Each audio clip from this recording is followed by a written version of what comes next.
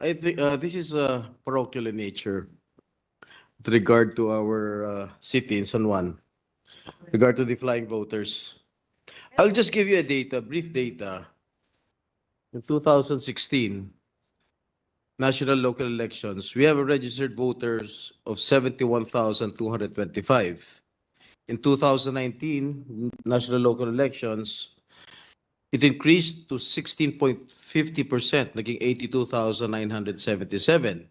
The 2022 national local elections, it increased to 32.13% for a total of 109,640,000 voters. As compared to Pasig, ang tinaas lang ng Pasig, ang increase ng Pasig is 3.75, Mandaluyong 1.32%, Quezon City 5.55%, and in Manila 6.37%. Napakalit lang po ng bayan ng lungsod ng San Juan para magkaroon ng increase ng 32%. Doon naman sa 2018 barangay SK elections,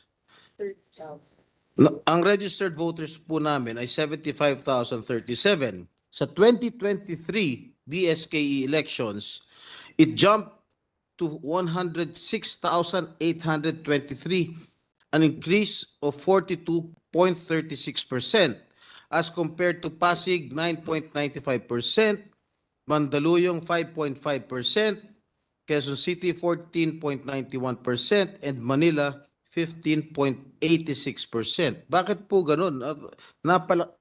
This is I think for me this is highly irregular. The increase of registered voters in San Juan in the national local elections in 2022 and the barangay SK elections 2023 is highly irregular compared to the other LGUs and the national registered voters.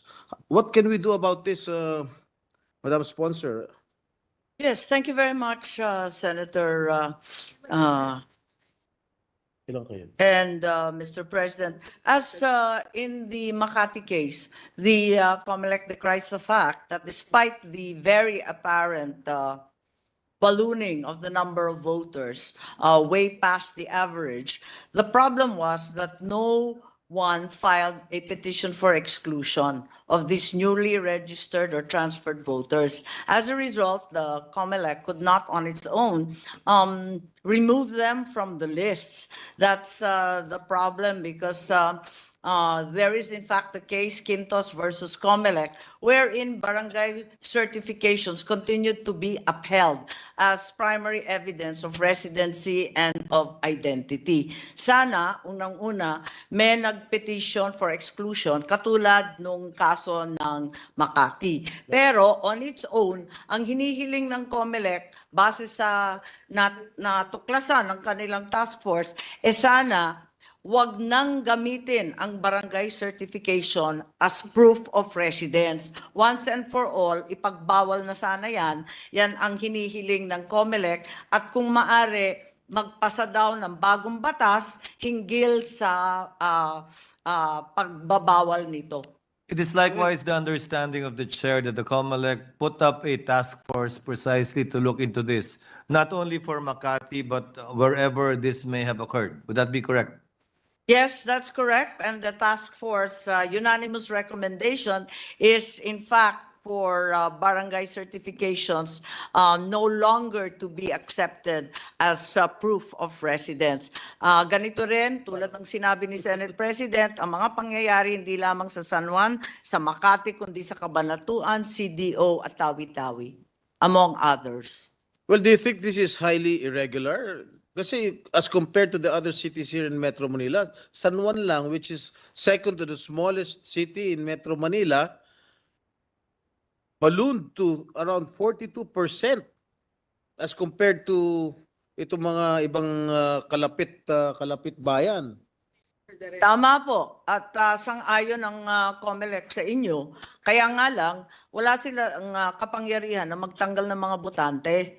Ang maari lang, may mag-file sa korte ng exclusion sa pagtanggal nitong mga ito. Ang recommendation na lamang nila, kung maari, maghahain ng kaso sa DILG laban sa mga punong barangays involved Oh, yes. na We'll do bigay that. ng bigay ng iba't ibang mga certification, nakaduda-duda naman. At tulad ng sinabi mo ninyo, sadyang lumolobo ang numero ng botante. And additionally, they cannot possibly fit in the area, very much like what happened in Makati, where they used, I believe, correct me if I'm wrong, Senator Binay, a singular and the same address, which would cover several hundreds of people. Tama po yun. Talagang kababalaghan na nangyari po sa Makati. Nakita natin, binawasan ng 10 malalaking barangay, pero ang laki ng dinagdag sa botante. You know, if these issues will not be resolved, no other candidates from other parties will never have a chance of being elected as public officials in San Juan. Laging kung sino man ang sabihin ni nung gagong mayor namin doon, yun lang ang boboto nila. Wala nang pagkakataon dahil meron sila 30,000 flying voters. O ito pa, Mr. President, I have perhaps we here. can, with the permission, No, don't strike it out. Mr. President, perhaps we can ask the Secretariat to delete some unparliamentary remarks. Gago talaga eh. Anyway, Mr. President, Again. I have here a copy of the COC of one candidate for councilor in San Juan. Ang address niya, Unit A and Domingo. Unit A and Domingo. Napakahaba po ng kalye na and Domingo. Walang building, walang Walang number. building, walang numero. Walang building, Ay, walang numero. masaya siya. Ano magagawin natin dito? O, nakatira rin po ako tiga sa San Juan. ito. Kahaba-haba ng kalsadang yan. Hindi taga San Juan ito. Basketball player. Well, I do not have anything against basketball players as long as they are legitimate residents of San Juan. Pinununan ng basketball player yung Sangguniang Panlunsod sa San Juan. Hindi naman mga taga San Juan. What are we going to do with this? Dapat yung EO ng San Juan, dapat they exercise due diligence. Ba't tatanggapin itong COC na Unit A and Domingo? Anong klase ba naman to?